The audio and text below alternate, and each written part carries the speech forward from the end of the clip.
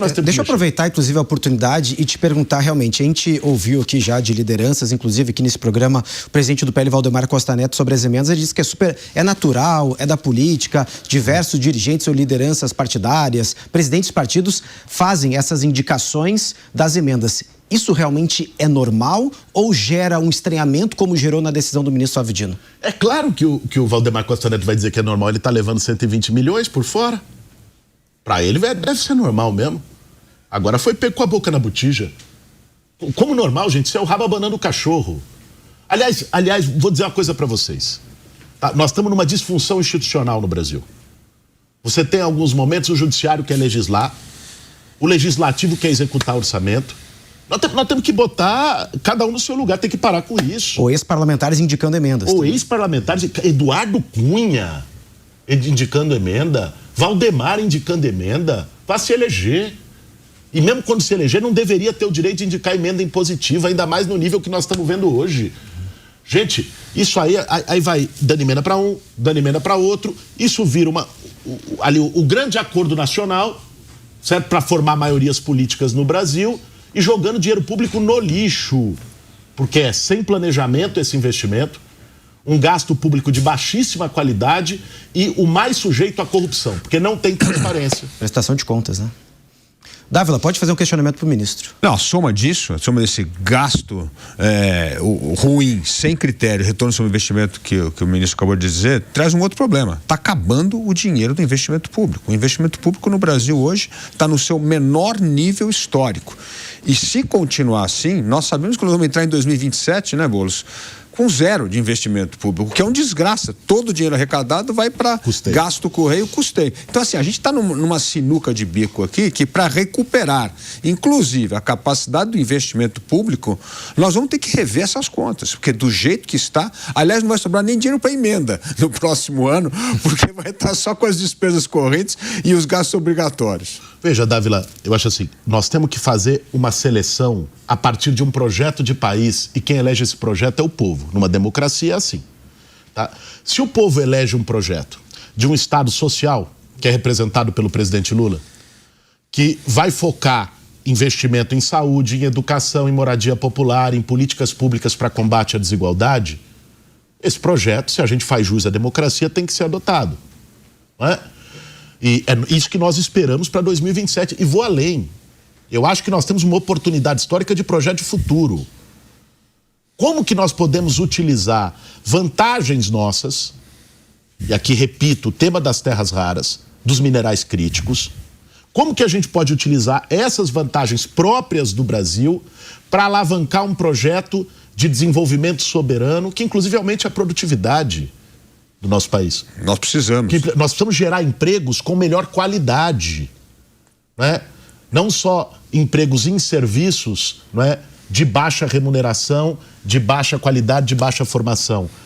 Isso é emprego industrial, isso exige política pública. Né? Isso, esse é o projeto do governo do presidente Lula. Este é o projeto que nós vamos apresentar para um Lula 4. Agora, para isso, você precisa escolher prioridades. Escolher prioridades é, por exemplo, fazer um enfrentamento em relação ao tema das emendas parlamentares. Do jeito que está, é insustentável. Escolher prioridades é, como disse o Piperno, você fazer um enfrentamento em relação aos gastos tributários injustificáveis. Uma coisa é você falar, opa, eu estou aqui reduzindo o seu imposto, estou te dando uma alíquota diferenciada e você, em troca, vai investir em pesquisa. Pega esse dinheiro que você ia pagar imposto, cara, e faz um investimento em pesquisa de ponta para aumentar a produtividade desse setor. E isso tem que fazer. Agora chega e fala, ó, o cara vai lá, o grande empresário, o setor X, faz um acordão com o Centrão lá no Congresso, tá? Muitas vezes com a direita, é preciso dizer, faz um acordo dessa natureza e, a partir desses acordos de um lobby, o cara entra numa fila lá de não pagar imposto nunca mais, sem dar nenhuma contrapartida para o povo. Quer dizer, isso é que não pode acontecer. Essa revisão o Brasil precisará enfrentar no próximo período e precisará fazer uma diferenciação. Uma coisa é regra fiscal para contenção de gasto de custeio, certo? Ok. Outra coisa é regra fiscal para contenção de investimento. Qualquer país que se preze, que tenha um projeto de desenvolvimento né, libere investimento porque tem efeito multiplicador. Porque isso volta para a economia como ganho de produtividade, volta para a economia como crescimento nacional, como especialização produtiva, né? Como gerar empregos de melhor remuneração, melhor qualidade. Quando você bota no mesmo balaio e faz uma regra fiscal que ela vale para investimento e que ela vale para custeio, né? Isso é um problema. E muitas vezes o debate do liberalismo à brasileira, como bem disse o Piper, não confunde isso. Né? Aí você está fazendo um baita programa de investimento e chama isso de custeio, sendo que isso é o que vai sustentar as próximas 2, 3 décadas do nosso país. Mas, ministro, essa fórmula... Desculpa, Cássio, queria falar? Pode falar. Não, mas, ministro, essa fórmula não foi utilizada aí nos últimos 30 anos de protagonismo do Estado, essas ideias keynesianas, né? E, na verdade, a gente tem um eterno voo de galinha. Quer dizer, não deu certo. Por que agora daria certo? Elas foram utilizadas, não foi rigorosamente nos últimos 30 anos.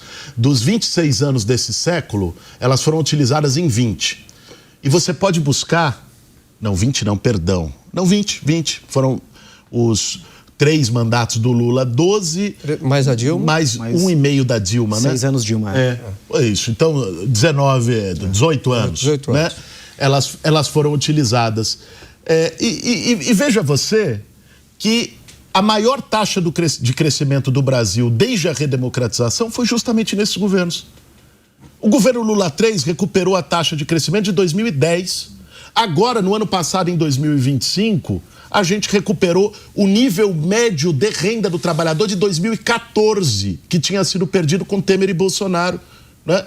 Os maiores níveis de crescimento do Brasil neste século foi com essa política que você está criticando. E a queda do PIB monumental no segundo mandato do governo Dilma? Você está falando a queda do PIB monumental entre 16... E 17, foi gestado 16, ali. 17 já era Temer, né? Não, a Dilma, sim, 17 já era Temer. Sim, mas foi gestado toda...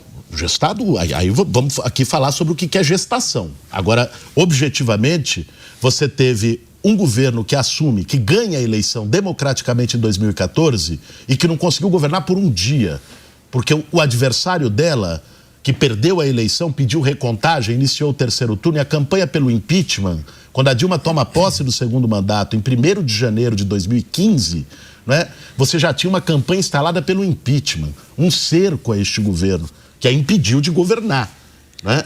Objetivamente. Quem é que herdou isso? Né? Quem é que executou a política de baixo investimento, que só fez corte, fez reforma trabalhista, em tese para gerar empregos? Ninguém nunca viu os empregos daquela reforma trabalhista do Temer, né? Fizeram ajuste fiscal e PEC do teto de gastos, em tese para equilibrar gasto público. Vê a média dívida PIB do Brasil quando a Dilma entregou o mandato e a média dívida PIB do Brasil quando Lula retoma o mandato. O objetivo é dado. Não adianta a gente colocar a narrativa na frente dos dados. Não, é que a queda do PIB foi 2015, 2016. Essa foi ainda era governo Dilma.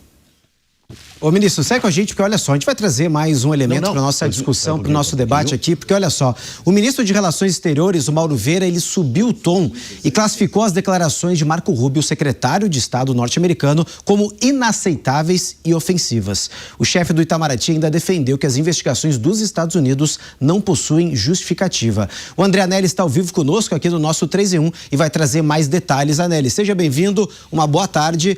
Que mais o chefe do Itamaraty, o ministro das Relações Exteriores, Mauro Vieira, trouxe de informações e resposta ao tarifaço aplicado pelos Estados Unidos? Oi, Cássius, muito boa tarde a você também e a todos aqui no 3 em 1 da Jovem Pan. O chanceler, o ministro das Relações Exteriores, Mauro Vieira, foi o primeiro do governo federal a se manifestar depois desse tarifaço que foi imposto pelos Estados Unidos. E Mauro Vieira acabou se manifestando, então, logo após uma reunião que ele realizou mais cedo no Palácio do Planalto, aqui na sede do Executivo Federal, diretamente com o presidente Lula. Após esse encontro, ele foi até, então, o Palácio do Itamaraty, a sede do Ministério das Relações Exteriores, e entre outras questões, ele acabou classificando como arrogante e grosseira a carta divulgada pelo secretário de Estado americano Marco Rubio, que fazia então a série de justificativas para o tarifaço e que acusava o Brasil de não ter se empenhado de boa fé nas negociações para impedir esse tarifaço. A gente destaca ainda que Marco Rubio, nessa declaração, afirmou que a política política econômica adotada atualmente pelo Brasil é prejudicial aos brasileiros e que o presidente Lula estaria colocando os interesses pessoais, os interesses ideológicos à frente dos interesses aqui do Brasil. Então, diante de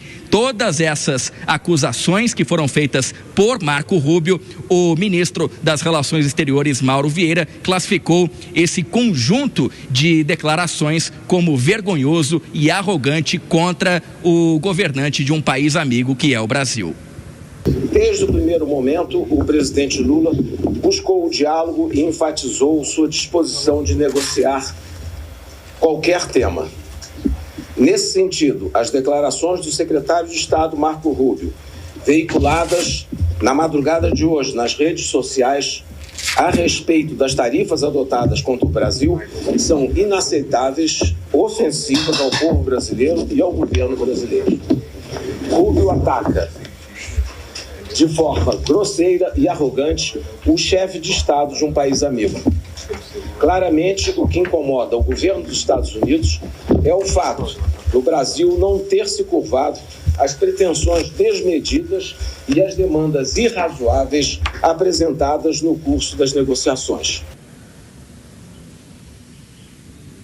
Mauro Vieira, portanto, foi o primeiro representante do governo a se manifestar em relação, então, a esse tarifaço aplicado pelos Estados Unidos e, no final dessa declaração que a gente ouviu um trecho agora há pouco, ele se referia, por exemplo, ao PIX, que foi mais de 20 vezes citados na investigação americana por supostamente representar uma concorrência desleal aos métodos de pagamento considerados mais tradicionais e que tem sede nos Estados Unidos. O governo brasileiro já colocou essa questão do sistema de pagamentos PIX como inegociável, porque se trata de uma afronta à soberania brasileira e ao direito do Brasil, então, de poder utilizar essa tecnologia que foi desenvolvida internamente pelo Banco Central e que não poderia agora ser alvo de pressões externas.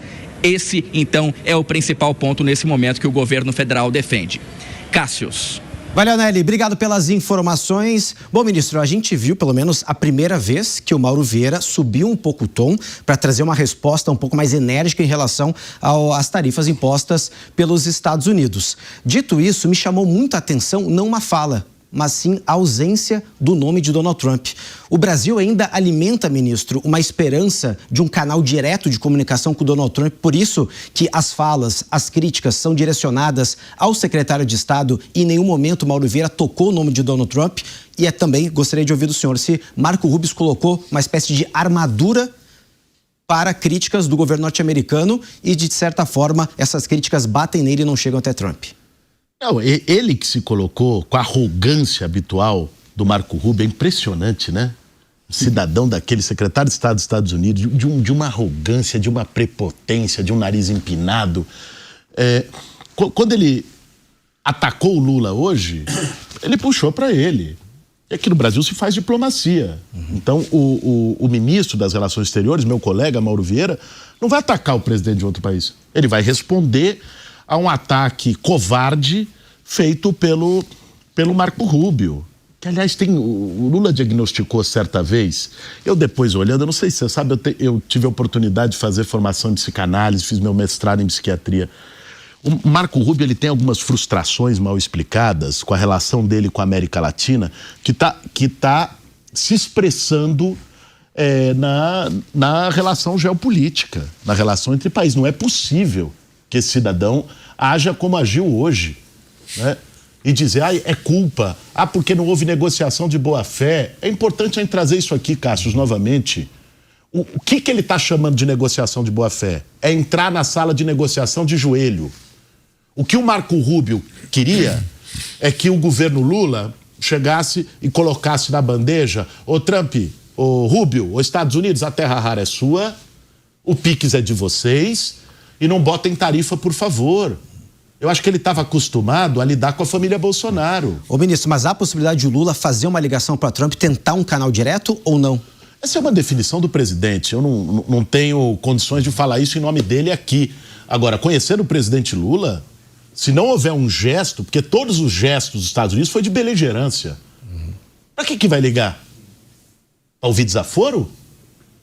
né? Eu acho que os Estados Unidos têm que demonstrar uma disposição de um diálogo sério, de um diálogo correto, e não o diálogo de colonizador. Diálogo de colonizador ele pode fazer com o Flávio Bolsonaro, que parece que gosta de ser colonizado.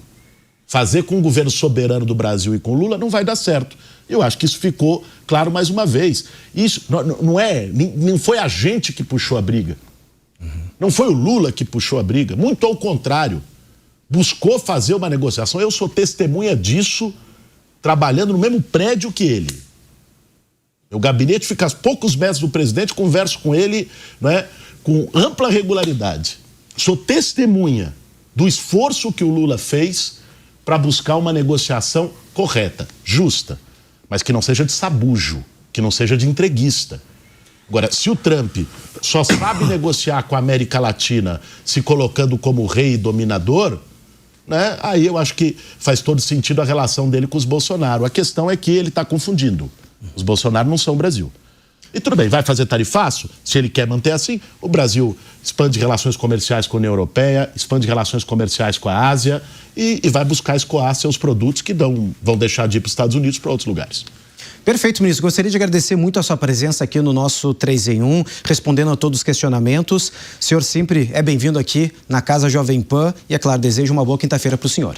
Obrigado, Cássio. Obrigado a todos vocês aqui do 3 em 1 e a todo mundo que nos assistiu aqui na Jovem Pan. Um excelente fim de semana para vocês.